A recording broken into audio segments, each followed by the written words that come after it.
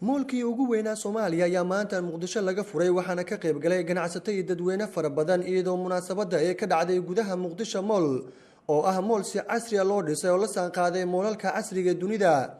ganacsada Cabdullaahi Cali Adoon waa 40 jir maalqabeen ah oo dalka Soomaaliya ka hirgeliyay mashaariic aad u fara badan oo ku jira Muqdisho Mall.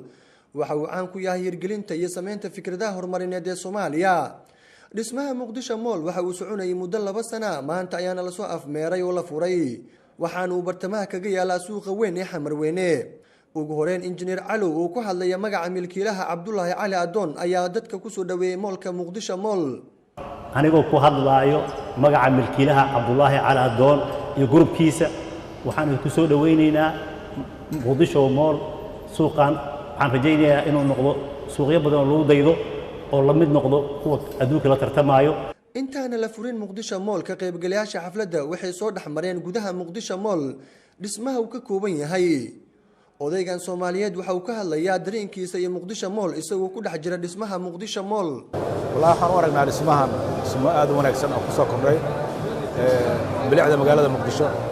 aadana waxaan ugu mahadcelinaynaa Ilaahay mahadda iskale bacda ثم waxa iskale kambanigi ka shaqeeyay inay bilicda ku soo celiyaan meeshan oo dhowr sano ka hor ahayd meel qashin qub ah.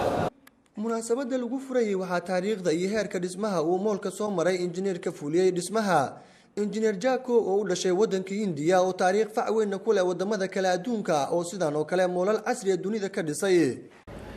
This mall is a phase 1 of this project. In this mall we have 76 shops with different sizes, different square meters to cater customers' requirement.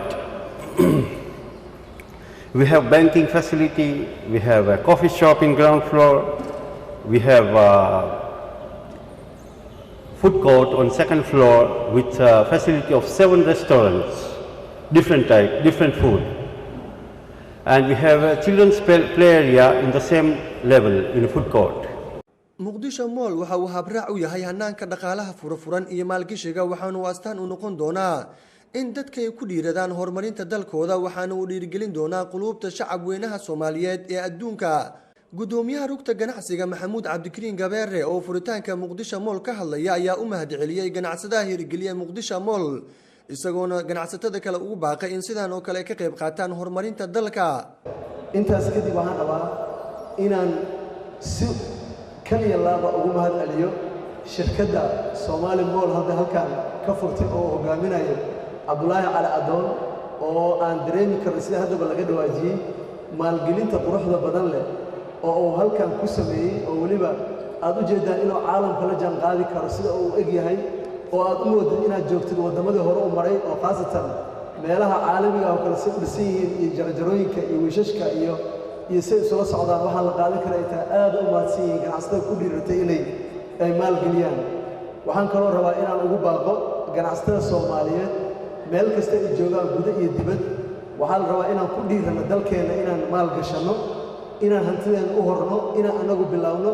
ajnabiga waa loo baahan yahay laakiin ajnabiga ka hor waxaa la rabaa inaan anagu bilaawno inaan maal gashano oo dalkeena anaga aan ku soo dhiirano. magaalada Muqdisho ee caasimadda Soomaaliya ayaa sameeyay 5 sano ugu dambeysay horumar dhanka dhaqaalaha taas oo muujinaysa ganacsatada Soomaaliyeed inay ku dhiiradaan in dhaqaalahooda ay gashtaan gudaha dalka Soomaaliya. Zikri Maxamuud, Universal TV, Muqdisho.